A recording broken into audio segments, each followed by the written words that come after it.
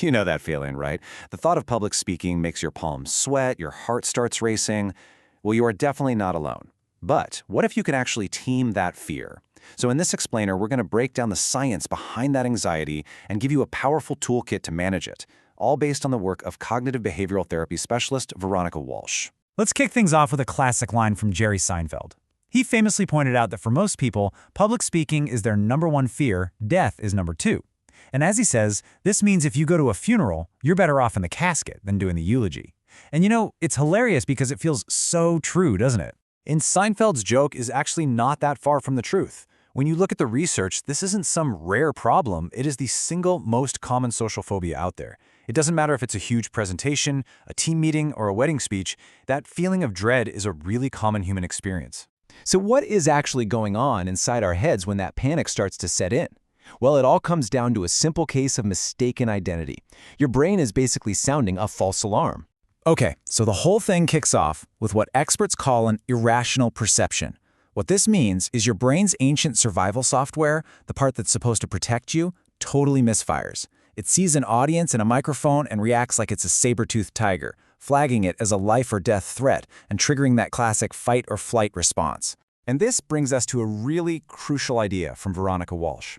Feelings are not facts. That overwhelming sense of terror you might feel, it isn't an accurate picture of what's really happening. It's just the neurobiological static of your brain messing up the data and screaming, "Danger!" when you're actually perfectly safe. And that false alarm? Well, it opens the floodgates for all these negative automatic beliefs. I bet some of these look pretty familiar, right? They just pop into your head, totally uninvited, and in that moment they feel 100% true, just pouring gasoline on the fire of your anxiety.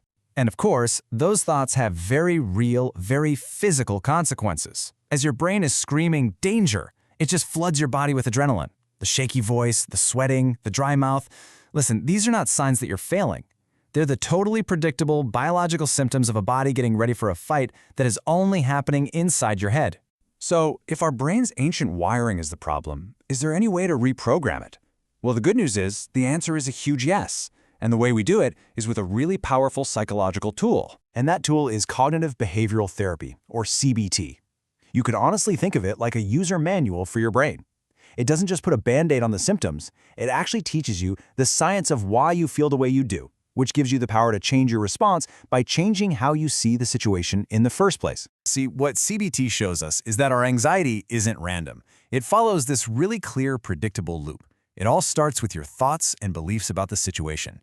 That then triggers a physical and emotional response, the fight or flight stuff, which then leads to how you behave, maybe by avoiding speaking opportunities entirely. And here is the absolute game changer. This whole chain reaction is totally hackable. By stepping in right at the beginning, at the thoughts and belief stage, you can disrupt the entire loop. You can effectively rewire that conditioned fear response in your brain. So the big question is, how do we actually do that? Well, it all starts with taking conscious control of that little voice in your head and actively, intentionally changing the story that you're telling yourself. This right here is where the real work happens.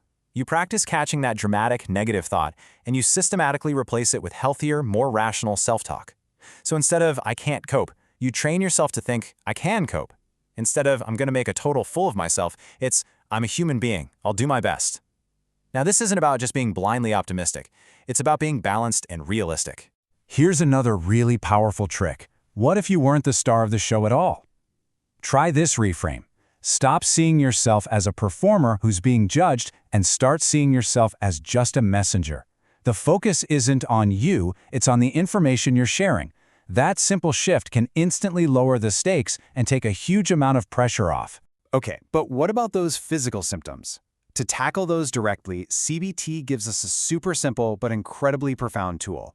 When we're in fight or flight, we tend to overbreathe, which messes with our oxygen levels. This simple, controlled breathing technique helps regulate your entire system. It's like sending a direct signal to your brain that says, "Hey, the threat is gone, it's safe to calm down now." So what happens when you start combining these mental reframes with these physical techniques? Well, something amazing happens. You don't just learn to survive public speaking, you completely transform your entire relationship with it. The whole game just changes. Before, your only goal was to survive the experience, right? To hide your anxiety at all costs. The new goal is to actually see it as an exciting challenge, an opportunity. And that adrenaline rush, the one you used to hate, it's not your enemy anymore. It's fuel. It's energy you can channel into a way more dynamic performance. And this, right here, is the ultimate goal. It's not about feeling nothing. It's about reinterpreting those physical signals. A racing heart doesn't have to mean I'm freaked out anymore. It can mean I'm buzzed and pumped up. I'm ready to go. I'm ready to connect with this audience. So we're going to leave you with this one final thought to chew on. Just think for a second about the presentations you've said no to, the ideas you never shared, the toasts you didn't give. What opportunities could you seize in your life and in your career if you learn how to take the microphone back from fear?